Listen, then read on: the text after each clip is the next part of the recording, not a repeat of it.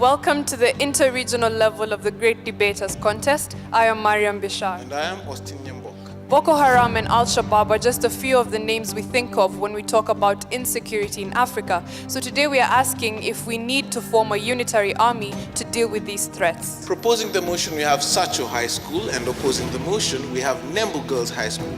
Both teams have clearly stated that they have nothing but love for each other. And well, let love prevail in the debate.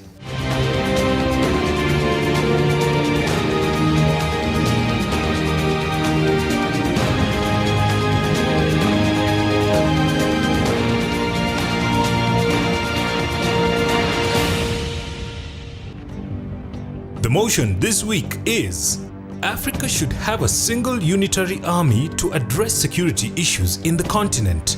Proposing the motion, Sacho High School. Opposing the motion, Nembu Girls High School. Each contestant has 3 minutes to make their submissions. The audience also gets a chance to put their questions to each team. Each side will have an additional 1 minute to make a final statement. The judge's decision is final. The winning school will get an ICT chill-out zone with the widescreen TV, computers, webcams, and internet connection. The teacher from the winning school gets 100,000 shillings courtesy of Chase Bank. The winning students each get a tablet courtesy of Safaricom, a gift hamper from Unilever, and a gift hamper from mimi.co.ke. And together they all win the title, The Great Debaters. May the best school win. The first proposer begin. You have 3 minutes. Ladies and gentlemen, in the house at large, it is said, birds can fly over your head. You can't stop them, but you can stop them from building nests over your head. Let's visualize Africa as a whole continent with border lines, with territorial lines, and everything. Stop. I'm Jabez Nzomo from Sacho High School, going to argue why we can prevent birds from building nests over our heads. Let's go back to our map. We visualized Africa as a continent with all border lines. Now let's remove the border lines as a continental place with a unified army formed to counter and resist forces that are acting within the continent and problems such as security. It is high time we live according to Kwame Nkrumah's vision of forming a united Africa that is able to act and solve over problems that are facing this society. And giving examples is the militia, giving examples such as Boko Haram, Al-Shabaab, and other sects like M23 that are causing disruptions of economic growth that are leaving African countries small and weak, and are falling prey to exploitation from countries outside Africa. It is high time we form a united army, and checking by the figures that show clearly we're able to deal with this amount.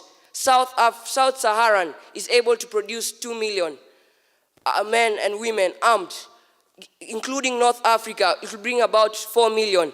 And yet we have not considered Central Africa. What if we consider Central Africa? And it makes me laugh when I compare this figure to the figure of this militia. It makes me laugh. Why? You compare these figures. Why are the governments of these specific countries failing to be able to solve these problems? It's simply because of corruption. They have no trained personnel. That may be a contributing factor. But as a formed united Africa, an army, it will be able to resolve an exchanging of ideas to bring up an idea that is going to be able to solve this.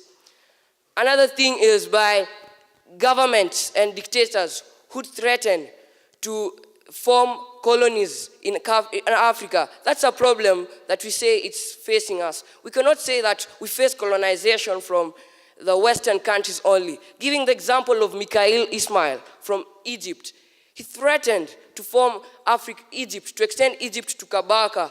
And those who do history, it's one of the reasons why Kabaka Mutesa collaborated with the British. And so, how are we sure the probability of this occurring is 0? This might occur. And as a country, are you sure that a government is going to be able to solve this? So, as I conclude, it is time we live according to Muammar Gaddafi's role and plans for Africa, that we all want a united Africa, united not only in our concept of what unity connotes, but united in our common desire to move forward together, dealing with all the problems that can best be solved only on a continental basis. I set my debate on there. Thank you.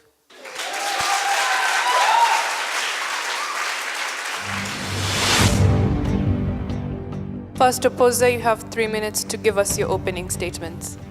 Before you is Anya Mbura from Nembu Girls High School, standing here to strongly oppose the motion that states that African countries should have a single unitary army to address issues of insecurity within the continent. As I was seated there, I wondered. Our proposers simply say that in our country and most of the African countries, we have corrupt leaders. That's why you're not capable of solving the issues among our countries. And I was wondering, when this army is formed, who are going to lead the army? Is it not the African leaders who he clearly claims are corrupt? I wondered. When you start discussing about our history, this is something that has been tried and something that has definitely not worked. Why then should you waste our resources on it again? For example, the African Union formed an army, but currently we see other countries driving away from the army simply because it's not sufficient enough to rule our continent. When you look at our enemies today, Somalia has a different enemy, Al-Shabaab. When you look at Nigeria, you have Boko Haram, and you look at Ghana, you have M23. What if these enemies decide to come together to fight us as a continent? Will we not be creating another war? So I prefer standing alone and fighting my battles as an individual other than risking other people's lives by joining to involve them in our problems. I believe in our African leaders. I believe that if we stand as a country and decide that we as a country will fight the terrorists that we have, then we can do it. Why then should we go a mile ahead and distract other countries' economy who are not even facing the insecurity that we are facing? Why destroy the economy? I call that selfishness. If we decide as African to stand together as a nation, if we decide as a country to stand together and fight terrorism and insecurity, we can do it. If these people come together, they'll have slow decision making. Let's say in Kenya, for example, if we have a terrorism attack right now, we as the army in Kenya will be able to fight them in a rather quick manner than before we consult the hierarchy of those people who will come from the single unitary army to come and defend us. It simply cannot happen. I stand here to strongly oppose that we should not form a unitary army to address security issues within our country. If you don't believe in your leaders, I wonder why you elected them into power. That means that you as an individual, you're not capable enough of running your own country. So let us stand as individuals and settle these issues as individuals. Thank you.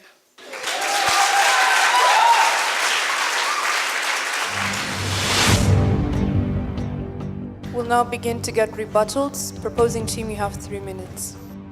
54 countries, 54 armies. 54 countries, 1 army. What is your preference? First of all, I'd like to oppose from what the first opposer said. She said that M23 is from Ghana. M23 is a rebel from DRC. And she also said that we have corrupt leaders. But don't we also have leaders that stand after the footsteps of Nelson Mandela? And she also said that countries in Africa do not face insecurity. But she should tell me which country in Africa has never faced insecurity issues. First, I'd like to say that I propose to the motion that says Africa should have a single unitary unit to face its continental issues. This is because over the past years, we have had countries that have things like EAC, AGAD, that are supposed to help in curbing the insecurity issues. But have they done their responsibilities? No, they have not. We still have insecurity, and it is even in the rise, even as we talk. Look at the case of Peketoni in Lamu.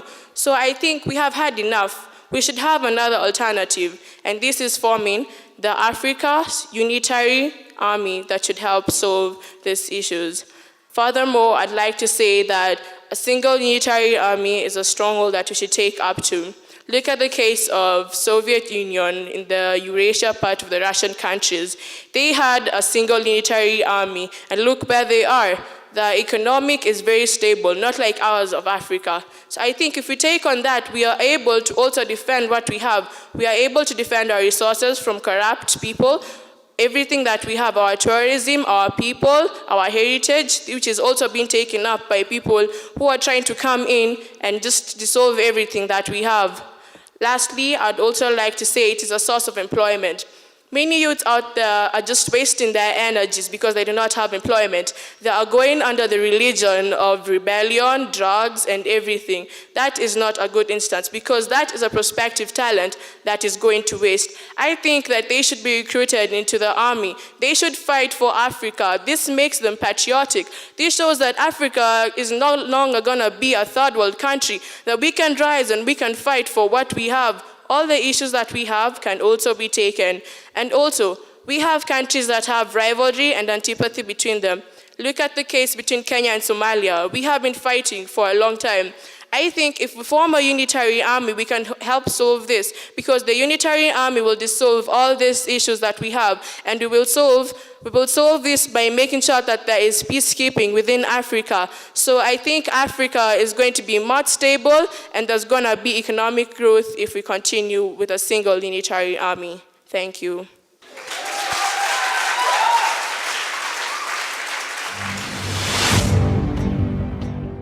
Opposers, you have 3 minutes for a rebuttal. In life, so many things can make you laugh, including unreasonable equations. I say 54 African countries, 54 different armies. Well and good, quite a complete equation. But remember, 15 corrupt countries, 40 non-corrupt countries. It's always say that, show me your friend, I tell you who you are. Merging African countries that are not corrupt with the countries which are not corrupt is an obvious reason of making these all countries corrupt. Then how will that unitary military work? Ladies and gentlemen, Janet Otari from Nembu Girls High School. We have just been told that the youth are wasting their energies because they are unemployed. What are they wasting their energies on if they're not doing any kind of jobs? I wonder. The more reason why these unemployed youths should be trained in our countries to form military armies that will be very, very strong, ladies and gentlemen, to be able to fight for us in our own countries.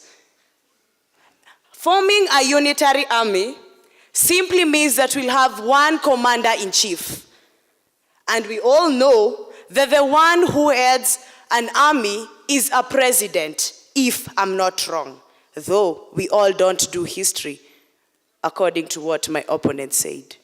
Anyway, it's that obvious.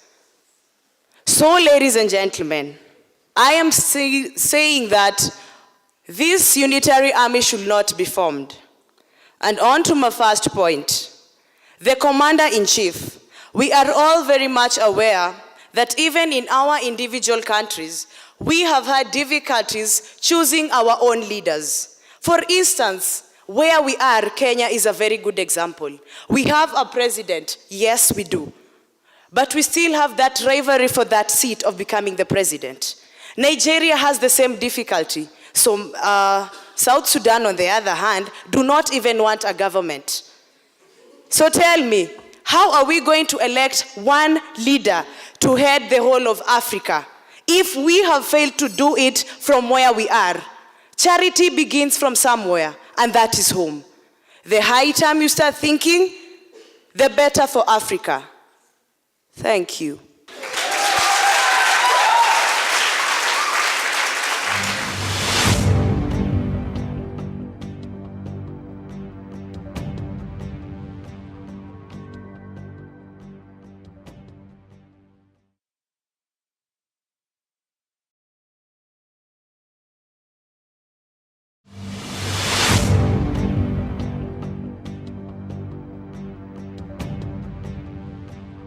My question is this. If a smaller group has failed to perform its duties, how will a bigger one military system, manage? I'm Ahmed Mohammed from Light Academy. My question goes to the first proposer. Someone talked about joining armies solving insecurity problems in Africa. Take, for example, this is a paper with a hole. It has a weakness. Now you join another one. It has also another weakness. You want to tell me this has solved the problem? Each army has its own problems, and joining a problem plus a problem does not form a solution. Thank you. I'm Elmad from Olympic High School. My question goes to the second opposer, who say that South Sudan does not want a government. It's quite painful to hear that from a senior debater. Now, I'd like kindly that you give us proof that South Sudan does not want a government. Thank you. Mohammed Abdullahi from Light Academy. My question goes to the second opposer, interestingly enough. Taking 15 countries that are not corrupt and then combining with 40 countries that are corrupt, it will be being unfair to the 15 countries that are not corrupt. Give us any single example of an African country that is not corrupt. The third proposer, you have 3 minutes. I shall begin by answering the questions. And the answer to the first question is, learning from mistakes is mandatory for success. I believe we're even taught that in schools. You're supposed to learn from your errors so that you can build up and make a success. So I believe that answers the first question. And the second question, I would like to state that the strength of one should complement the weakness of another. You take a paper in a paper. You take more papers, more papers, more papers. You take a book. Try rip a book. Isn't it harder? Take a brick and a paper, try to rip that. Isn't that harder? And I believe all of us do sciences here. We should know that formation of alloys involves joining things together to make them stronger. Now, I'd also like to cross-examine the opposers. She said that so many things can make you laugh, including what my fellow proposer said. But when she stated that, nobody laughed. I wonder why. She also said that merging countries that are not corrupt with countries that are not corrupt, I believe your point was lost over there. Thirdly, when they have energy but it doesn't go into development, you're asking about energy. Energy they have, but it doesn't go into the development of a country. It can go into social vices, misgivings, and crimes. That's where energies go.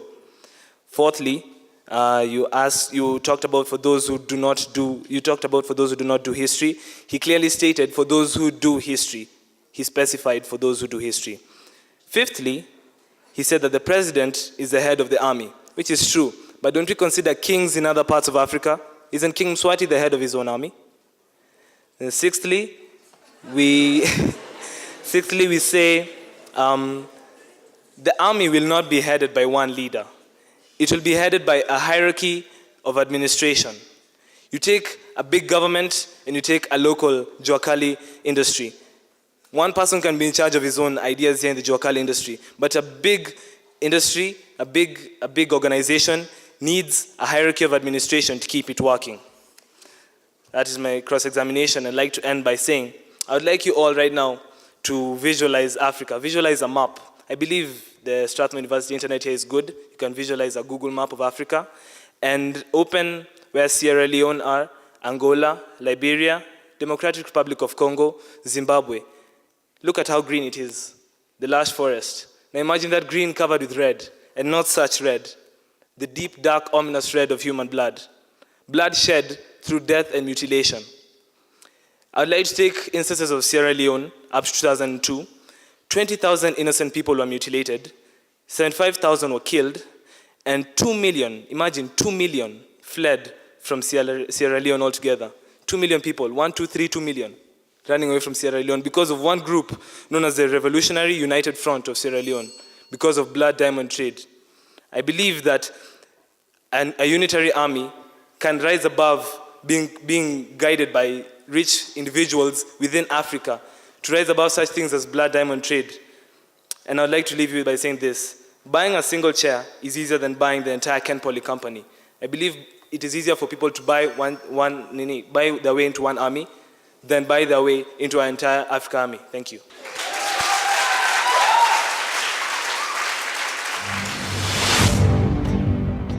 Third opposer, you have 3 minutes to respond. Beryl from the Nembu Girls High School. On to the first question. Somebody asked why she stated Southern Sudan. Sorry, human is to error. So she meant Somalia. To the second question, the legendary Mohammed asked something to do with corruption. Why are examples of African countries that are not faced with corruption? Well, Malawi is one of the African countries that faced the least cases of corruption reported. 40 countries are corrupt. Hence, we cannot allow loopholes, especially when it comes to corruption cases. Security actually hits back on the economy of a nation. Hence, allowing loopholes, that is allowing 40 countries out of the 55 that are corrupt to join hands with the 15 countries that are not corrupt to form a unitary army will mean the struggle of African survival. Hence, it will lead to even colonization. However, we as the opposers have come up with solutions to these problems that are facing African countries. Using a unitary army will not help African countries in solving the problem of security in Africa. Hence, choosing honest and liable leaders will help African countries move to the next level in curbing problems of insecurity within African states. Also, adapting up-to-date measures when it comes to solving security issues. For example, African countries such as South Africa, they face the least number of insecurity cases. How? They have trained their military personnel using up-to-date equipment and up-to-date training so that they can be able to curb the problem of insecurity in Africa. Also, we should provide equal employment opportunities to the youths within Africa. Examples that we've been given of Boko Haram and the Al-Shabaab are made up of the youth who are unemployed. However, if the government comes together and provides equal employment opportunity to this youth, then we will be able to curb the problem of insecurity. Why are we insecure? Because we do not have any other thing to do apart from fight our government. The coups that we face within African states are because of the unemployment. Guys they are just hanging around. They do not have any other thing to do. Hence, insecurity. Thank you.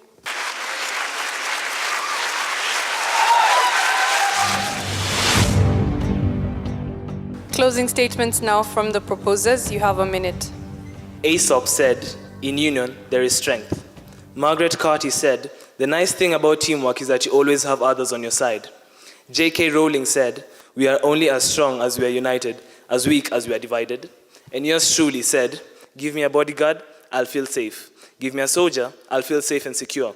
But give me an entire army, and I'll sleep easy.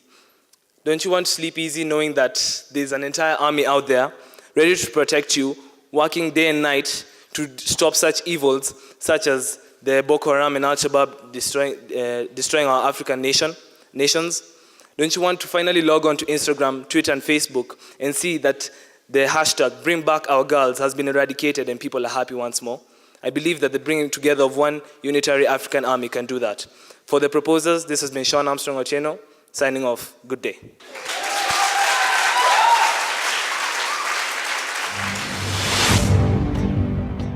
Proposers, you also have a minute for your final submission. All said, all heard. Remember, you don't keep all your eggs in one basket. What if you trip and fall? All the eggs break. One unitary army is more chaos and more crisis to Africa. If these enemies we have, the Boko Haram you say, the Al-Shabaab, and branch of Al-Shabaab like Al-Qaeda, and the M23, unite to fight us, trust me, we all go down as African countries. And this will affect countries like Malawi, which do not have security issues. Why affect other countries? Yet we can have solutions to take care of these cases within our own countries. Provide employment to the youth, you provide a peaceful country. A country that will develop, not only security-wise, but also in other things like infrastructure. And I'll also love to tell my dear opponents that not all of us Facebook or tweet. Thank you.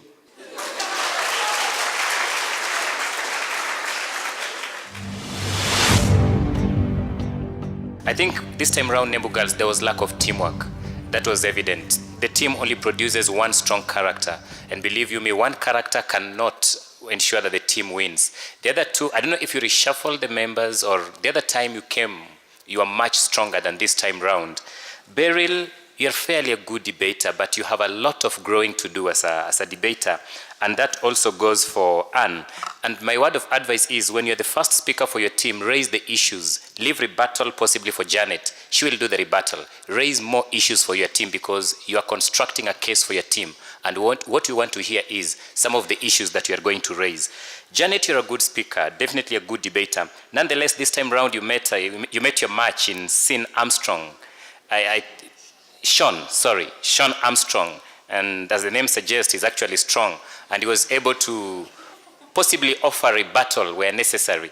I thought that at some point maybe you could come and reinforce whatever thing you said and say, this is actually our position. We have not shifted on this particular position. Nonetheless, it was a fair debate from you. To Sacho High, great debate. I think you're showing us that there's a lot of good that happens outside of Nairobi. I think to Jabez, at some point you were nervous, and I don't know what happened. Maybe you had crammed certain facts and you were struggling to look for them on the notepad. One of the ways in which you do that is don't try to put too many ideas in your mind. Just take a few and focus on those and elaborate on those if you're to debate. Cynthia, again, very composed, but I would like you to connect with the audience. You have this one facial expression for the 3 minutes. It would be nice for you to smile a little, engage with the audience, make a few facial expressions so that the audience can connect with you. But having said that, that was a great debate. Sean, at least I got your name right. A great debater, and I believe it can only get better. All the best. Anne, you did well. Janet, you're actually very good and very strong in your team. Beryl, you also gave your best. However, just work on a little bit of coherency so that you come out a little bit stronger and help the entire team come out with a bang, if I may use that word. Sacho, what I would want to say is that Jabez, you started out very well. Thank you so much. You were not intimidated. You're very confident, and that this goes across to the entire team. Cynthia, very confident as well. You come and give your submissions very well, and the fact that you're mixed in terms of gender, I think that's also a compliment. Sean, you're extremely, you're in your own level. I think what really captured me is your emotional engagement with us when you're making your submissions, when you came forth as the speaker, as that speaker. That was very good. And sometimes when you take the angle of involving the audience emotions, that is a plus. You move the debate. So thank you so much, and all the best to the two teams. I see the teacher from Sacho in the audience smiling all the way, and as well he should, because they are the winners of this debate. They have 71.2%. Please give them a hand.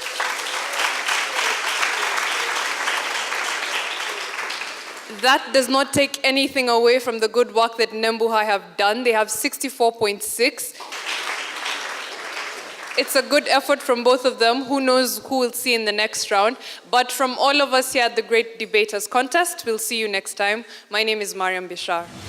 The winning school will get an ICT chill-out zone with the widescreen TV, computers, webcams, and internet connection. The teacher from the winning school gets 100,000 shillings courtesy of Chase Bank. The winning students each get a tablet courtesy of Safaricom, a gift hamper from Unilever, and a gift hamper from mimi.co.ke. And together, they all win the title, The Great Debaters. May the best school win.